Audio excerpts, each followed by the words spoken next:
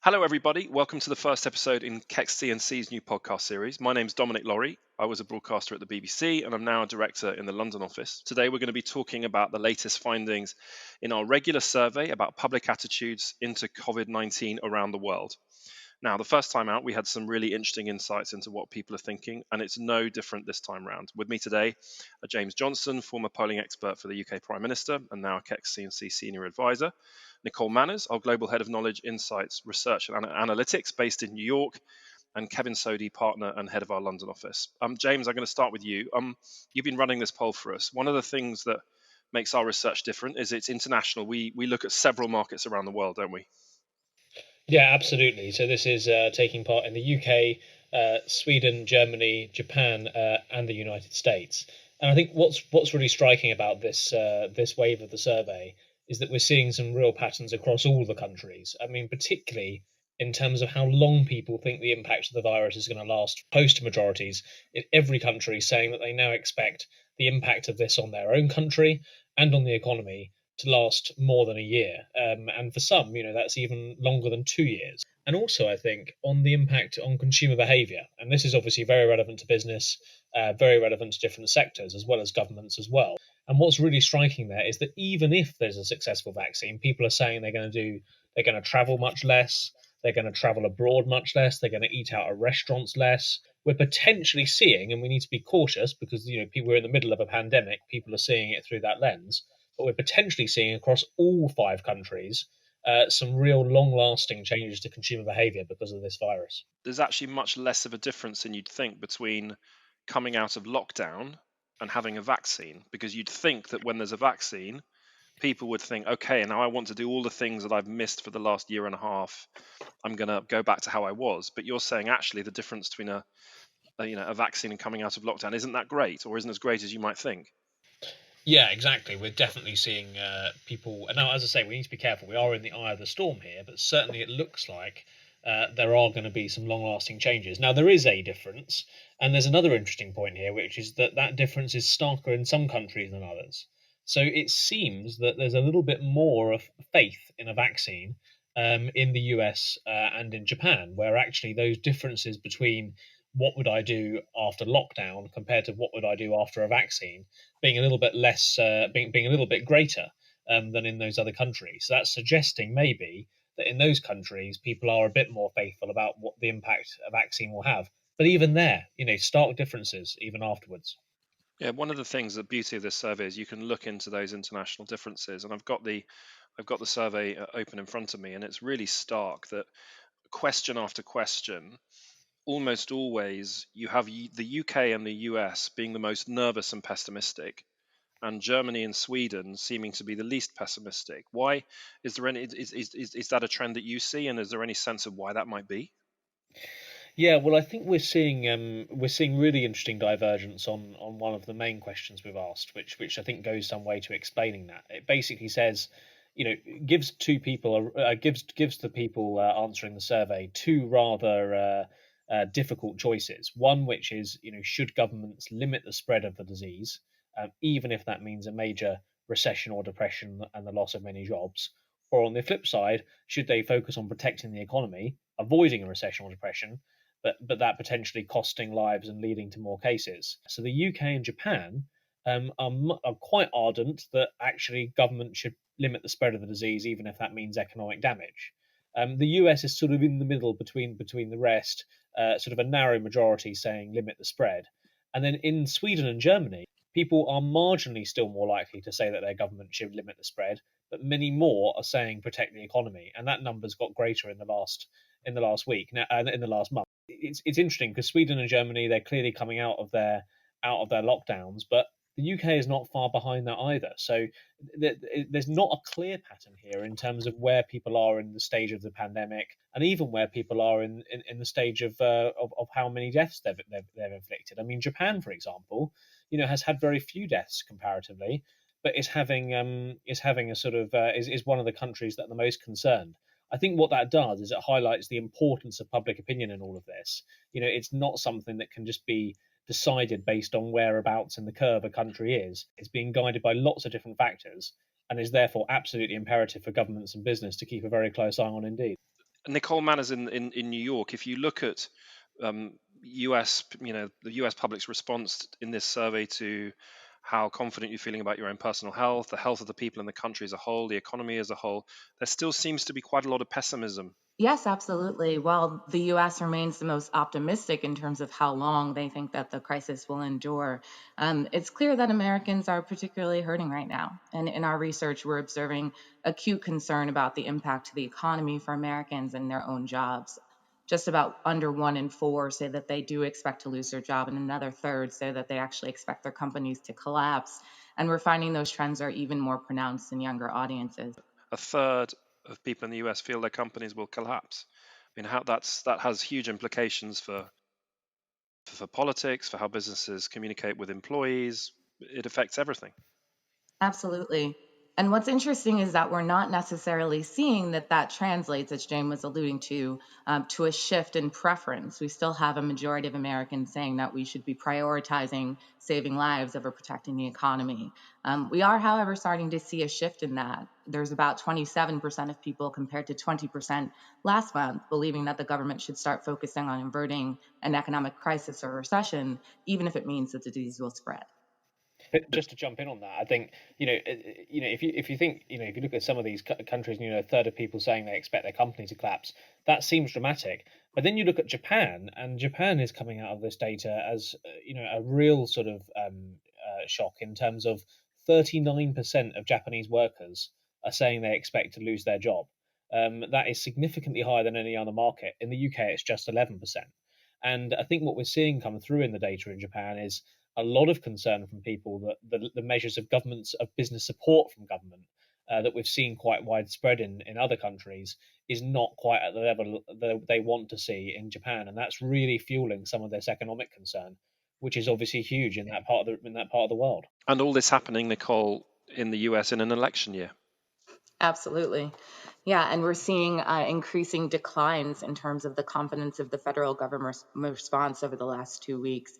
That's one of the trends that is most stark. We are, however, seeing sustained confidence in local government response, which is a positive outcome.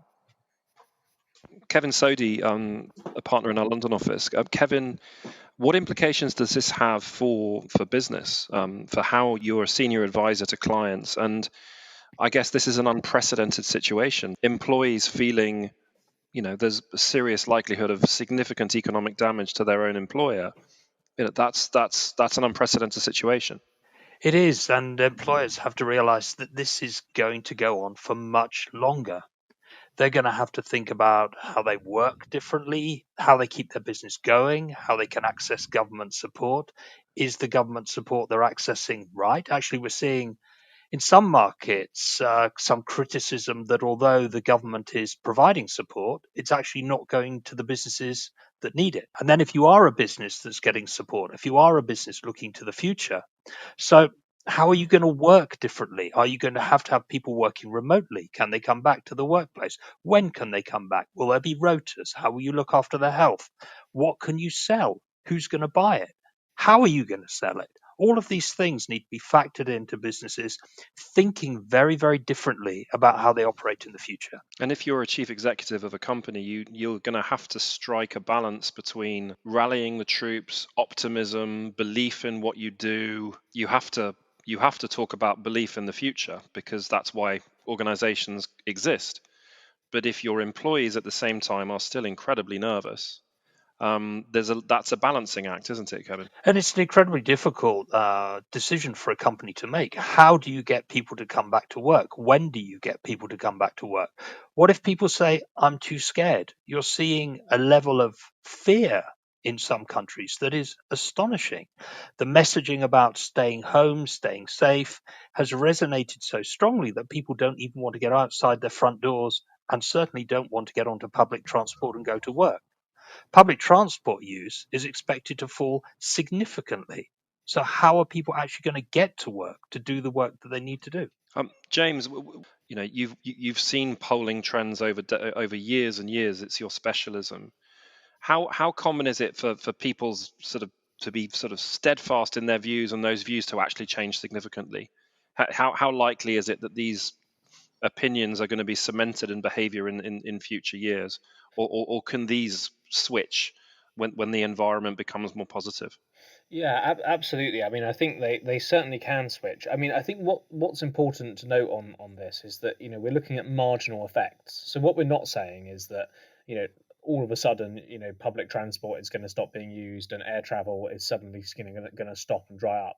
But what we are saying is that there will be important marginal effects in these sectors that will make a difference. Now, on the point about how much can we trust the public on their reported behaviour, I suppose. And if you look at 9/11, for example, there was a lot of talk about whether that would change consumer behaviour, and a lot of people look back at that crisis now and say, well, it was exaggerated. Consumer behaviour returned to normal, but actually, it took until sort of the mid 2000s for a US air travel to return to where it was before 9/11 took place. We certainly could be looking at very big changes within a short period of time. Nicole Manners in New York, one of the issues that is bound to come out of this is executive pay cuts, especially if there's sustained pessimism for a long period of time. How is that playing out? Yeah, absolutely. In the US responses, we asked folks to prioritize specific actions that they would like to see in the post crisis situation. And what we found is that about 1 out of 3 are prioritizing executive pay cuts above other initiatives. That includes things like manufacturing hospital equipment or providing cheaper goods and services to the most vulnerable, measures that were prioritized by much smaller minorities, 15 and 16% of Americans, respectively. So that's something that executives will need to grapple with very cautiously moving forward.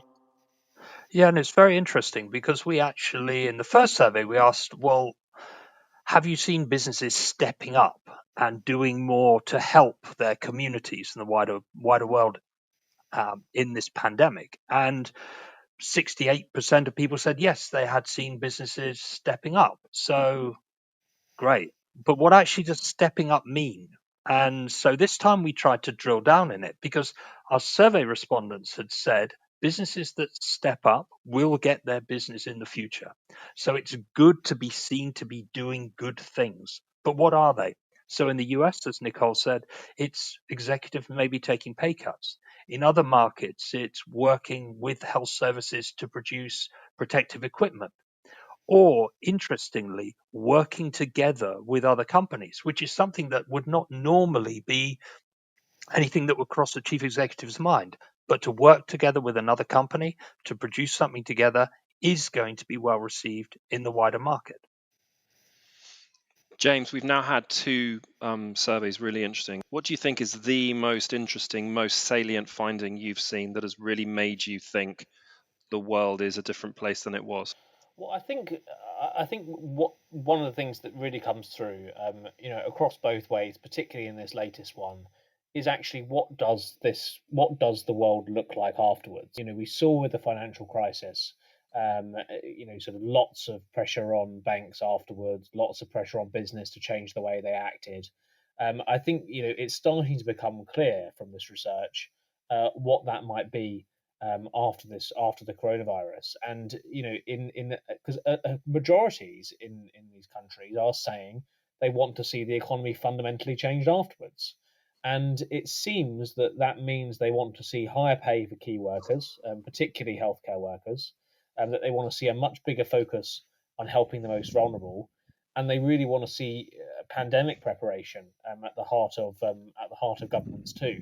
The whole debate around what sort of businesses should do in the community, how businesses meet ESG targets, and how they portray themselves, how their brand is greeted by the public and by their consumers, could well change. We obviously saw before this crisis, the environment was a massively important factor. It could be that we're now looking at that turn towards healthcare workers and the most vulnerable instead. And I think one thing that you'd add to that is that the old fashioned corporate citizenship is going to become incredibly important.